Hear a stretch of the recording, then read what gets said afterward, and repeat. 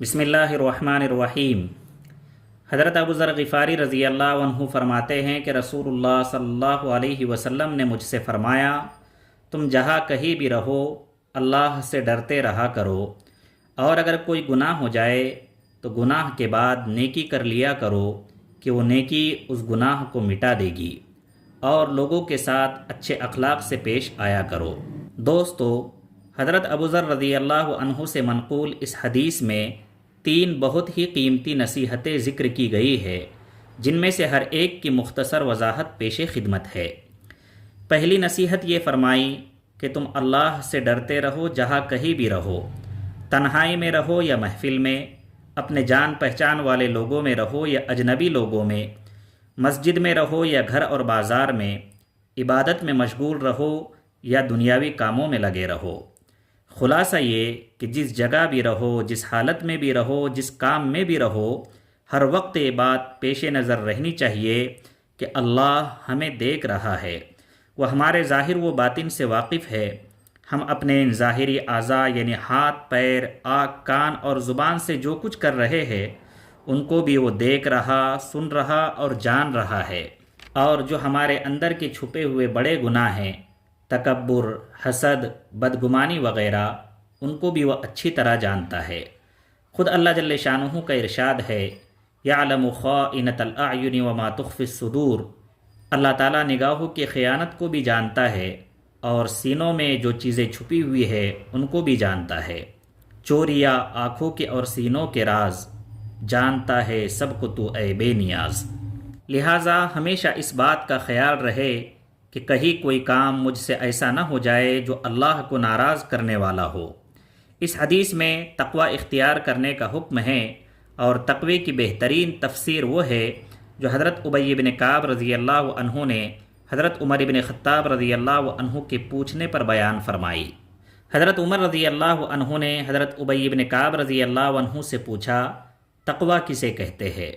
انہوں نے فرمایا، امیر المؤمنین، کیا کبھی آپ کا گزر ایسے راستے سے ہوا ہے جہاں دونوں طرف کانٹے دار جھاڑیاں ہو؟ حضرت عمر رضی اللہ عنہ نے فرمایا، ہاں، کئی بار ہوا ہے۔ فرمایا، ایسے راستے سے گزرتے ہوئے کیا کرتے ہیں؟ حضرت عمر رضی اللہ عنہ نے فرمایا، اپنے بدن کو اور کپڑوں کو سمیٹ کر درمیان سے احتیاط کے ساتھ نکل جاتے ہیں کہ کہیں کوئی کانٹا کپڑے کو نہ لگ جائے اور بدن کو نہ چبھ جائے۔ حضرت ابی بن کعب رضی اللہ عنہ نے فرمایا، اسی کا نام تقوی ہے۔ نفس و شیطان کے مکر و فریب، خراب ماحول کے اثرات اور گناہوں کی دعوت دینے والی نہ جانے کتنی چیزیں چاروں طرف پھیلی ہوئی ہے، ان کے درمیان سے اپنے دامن کو بچا کر نکلنا کہ کہیں کوئی گناہ اور اللہ کی نافرمانی نہ ہو جائے، اسی احتیاط کا نام تقوی ہے۔ دوستو، جیسے نماز، روزہ اور زکوٰۃ مستقل عمل ہے، ایسے تقوی کوئی مستقل اور الگ عمل نہیں ہے، بلکہ تقوی صرف اس کا نام ہے کہ ہر وقت اس پر نگاہ رہے کہ ہم سے کوئی غلطی نہ ہو جائے۔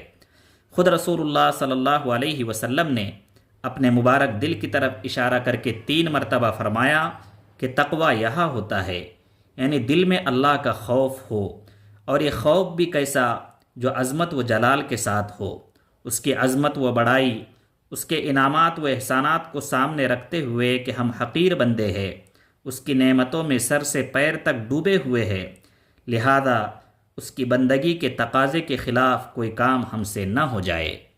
دوسری نصیحت یہ فرمائی کہ اگر کوئی گناہ ہو جائے تو گناہ کے بعد نیکی کر لیا کرو کہ وہ نیکی اس گناہ کو مٹا دے گی۔ ہمارے نامہ اعمال میں ہر نیک اور برا عمل لکھا جاتا ہے۔ سورہ زلزال میں اللہ تعالیٰ فرماتے ہیں، فَمَن يَعْمَلْ مِثْقَالَ ذَرَّةٍ خَيْرًا يَرَهُ وَمَن يَعْمَلْ مِثْقَالَ ذَرَّةٍ شَرًّا يَرَهُ۔ جس نے ذرہ برابر کوئی نیکی کی ہوگی وہ قیامت کے دن اس کو دیکھ لے گا، اور جس نے ذرہ برابر کوئی برائی کی ہوگی وہ اسے دیکھ لے گا۔ قیامت کے دن جب انسان کا نامہ اعمال سامنے آئے گا تو وہ کہے گا، یہ کیسا نامہ اعمال ہے، یہ کیسی کتاب ہے جس نے چھوٹی بڑی کسی چیز کو نہیں چھوڑا، اس نے سب کو ضبط کر لیا ہے۔ اللہ تعالیٰ فرماتے ہیں کہ پوری زندگی کے سارے اعمال کو وہ اپنے سامنے موجود پائے گا، اور تمہارا رب کسی پر زیادتی نہیں کرتا، جو کیا ہے وہی سامنے آئے گا۔ لہذا اس کو پیش نظر رکھنا چاہیے کہ جب کبھی گناہ ہو جائے فوراً نیک عمل کے ذریعے اس کی تلافی کر لے۔ علماء فرماتے ہیں کہ یہ بھی دیکھنا چاہیے کہ کون سی برائی کو مٹانے کے لیے کون سی نیکی چاہیے۔ ایسا نہیں ہے کہ ہر برائی کو ہر نیکی مٹا دے گی۔ اگر نماز چھوڑی ہے اور نماز چھوڑ کر اس کی تلافی کے لیے صدقہ کرنا چاہتے ہیں تو اس سے وہ نماز معاف نہیں ہوگی۔